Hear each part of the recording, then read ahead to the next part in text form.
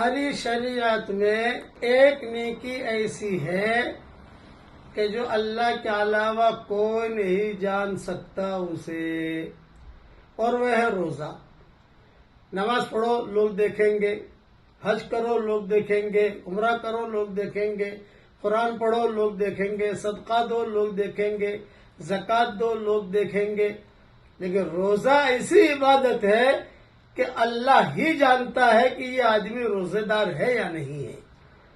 اسی لیے کہتے ہیں کہ منافق آدمی روزہ نہیں رکھے گا۔ کیوں؟ کہ وہ تو ایسا ہے کہ وضو کرتے کرتے پانی پی لے گا، اس کو تو اللہ پر ایمان تو ہے نہیں اس کو۔ مومن اور مومنہ ہی روزہ رکھیں گے۔ اس لیے روزہ بہت بڑی عبادت ہے۔